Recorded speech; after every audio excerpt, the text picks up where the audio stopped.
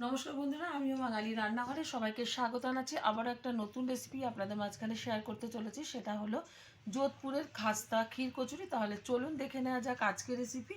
একটা পাত্রের মধ্যে কিছুটা ময়দা নিয়েছি। এখন ময়দার মধ্যে উপকরণ মেশাচ্ছি। প্রথমে দিয়ে দিচ্ছি স্বাদ মতো লবণ, ভালোভাবে মিশিয়ে নিচ্ছি। দিয়ে দিচ্ছি এখানে ঘি। আপনারা ঘিয়ের বদলে সাদা তেলও ব্যবহার করতে পারেন। ভালোভাবে আমি ময়াম দিয়ে নেব।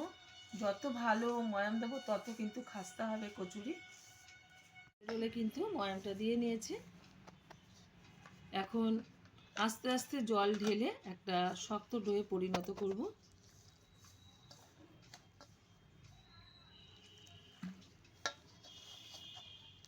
ভালোভাবে একটা শক্ত ডোয়ে পরিণত করেছি। এই যে এখন আমি এটা রেস্টে রেখে দেবো 10 মিনিট। আর তার মধ্যে কিন্তু যে ভিতরে পুরটা দেব ক্ষীর, সেই ক্ষীরটা কিন্তু এখন বানিয়ে নেব।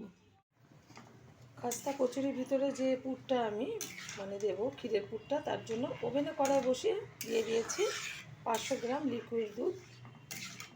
এখন দিয়ে দেবো দুধের মধ্যে পরিমাণ মতো চিনি। যে যেরকম মিষ্টি খাবেন ক্ষীরটাতে পুরটাতে সে সেরকমভাবে চিনিটা ব্যবহার করবেন। এখন ভালোভাবে আমি এটা ফুটিয়ে ক্ষীরে পরিণত করব। ক্ষীরটা কিন্তু হয়ে গেছে, এর থেকে আর বেশি টানাবো না, ঠান্ডা হয়ে গেলে শক্ত হয়ে যাবে। নামিয়ে ওভেনটা বন্ধ করে দিচ্ছি, নামিয়ে নিচ্ছি, নামিয়ে ঠান্ডা করে নিচ্ছি। এখানে কিন্তু ক্ষীরটা এই যে তুলে নিয়েছি একটা পাত্রে। আর এখানে আবার একটু ডলে নিচ্ছি ময়দাটা। এবার আমি লেচিগুলো কেটে পুর ভরে নেব। একটু বড় বড় সাইজের লেচি কাটছি।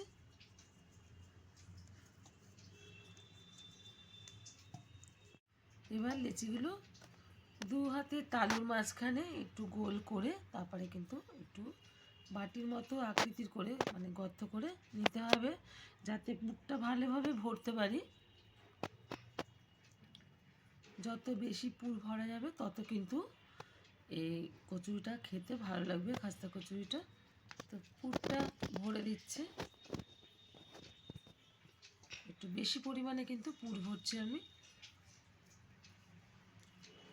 মুখটা ভালোভাবে মেরে দিতে হবে যাতে পুর কোনোভাবেই বেরিয়ে না আসে ভাজার পরে। আর এটা কিন্তু কোনো বেলনি চাকিতে বেলা যাবে না, হাতে একটু তালুর মধ্যে রেখে চ্যাপটা করে নিতে হবে।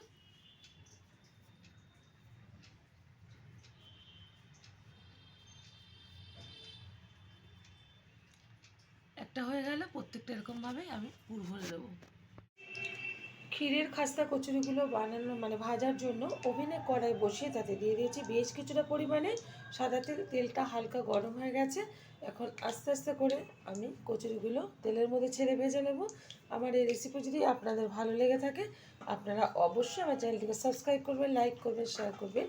আর এরকম ক্ষীরের খাস্তা কচুরি আপনারা বানিয়ে খেয়ে দেখবেন, আশা করি ভীষণ ভালো লাগবে। এটা কিন্তু যোধপুরের একটা জনপ্রিয় রেসিপি। কম বেশি প্রত্যেকেই বেড়াতে গেলে এটা খেয়ে থাকে। তো সেটাই কিন্তু বাড়িতে আপনারা শর্টকাটে অতি সহজে করে নিতে পারেন। আশা করি ছোটো থেকে বড় প্রত্যেকের ভীষণ ভীষণ ভালো লাগবে। হালকা আছে সময় নিয়ে ভেজে নেব, নাহলে কিন্তু কচুরিগুলো উপরে কালার এসে যাবে, ভিতরটা কাঁচা থেকে যাবে, তাই সময় নিয়ে ভেজে নিচ্ছি। কচুরিগুলো কিন্তু উল্টে পাল্টে ভালোভাবে ভেজে নিয়েছি। আর খুব সুন্দরভাবে কিন্তু এই যে কচুরিগুলো ফুলে উঠেছে, যার ধরুন মাঝখান থেকে ফেটে ফেটে গেছে, হয়েও গেছে। হালকা আছে কিন্তু সময় নিয়ে ভেজে নিলাম। আপনারা অবশ্যই আবার ট্রাই করবেন। এখন আমি তুলে নিচ্ছি একটা প্লেটে। দেখা হবে পরের ভিডিওতে নতুন কোনো রেসিপি নিয়ে। ধন্যবাদ।